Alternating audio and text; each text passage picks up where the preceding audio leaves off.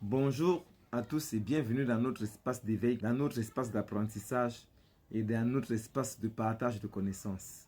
Nous constatons que beaucoup d'Africains sont en train de revenir vers la spiritualité et l'ancestralité, ce qui est une très bonne chose.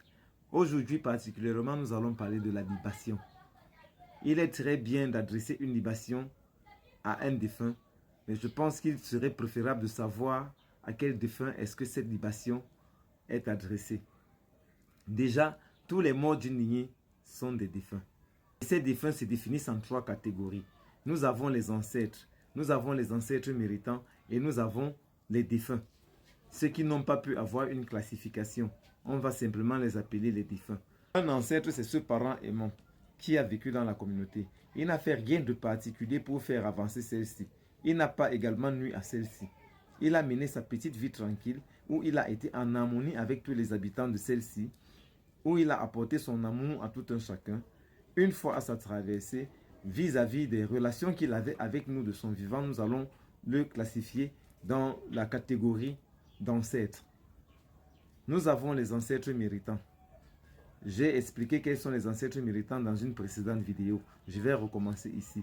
Les ancêtres méritants sont donc ceux-là qui ont vécu de façon honorable, qui ont apporté la communauté à avancer, qui ont contribué à l'évolution de la communauté tout entière. Ça peut être un de nos grands-pères qui, lors d'une bataille, a permis à la communauté de conquérir un terrain. Ça peut être ce grand-père qui, de par sa position sociale, a peut-être apporté de l'eau dans la communauté, a apporté des forages dans la communauté, a construit une école dans la communauté. C'est eux qui sont classés parmi les ancêtres méritants. La dernière catégorie, c'est la catégorie des défunts, celle qui n'est pas classifiée.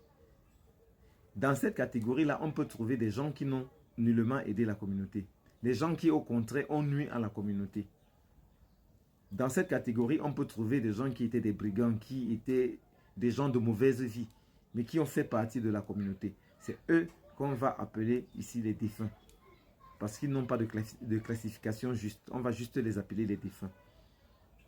La libation qui est adressée aux ancêtres est une libation générale. On leur remercie pour leur amour. On leur remercie pour leur bonté. On leur remercie pour leur bienveillance de leur vivant. Parce qu'une fois que les ancêtres ont traversé, parce qu'en ancestralité, on l'a dit, on ne meurt pas, on traverse, on passe d'un plan à un autre et les deux plans interagissent entre eux. Une fois que les ancêtres ont traversé, ils restent dans un état de conscience statique.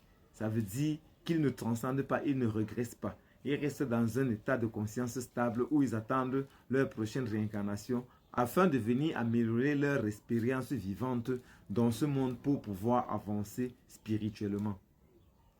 Nous avons les ancêtres méritants. On leur adresse une libation parce qu'à leur traversée, ils transcendent. Ils transcendent, ça veut dire qu'ils avancent, ils se retrouvent dans un état de conscience plus élevé, dans un état de conscience haut. Maintenant qu'ils ont transcendé, ils deviennent des intercesseurs entre le proto-ancêtre qui est notre Dieu et nous qui sommes dans ce plan-ci. Donc, ils sont le trait d'union entre le proto-ancêtre et nous.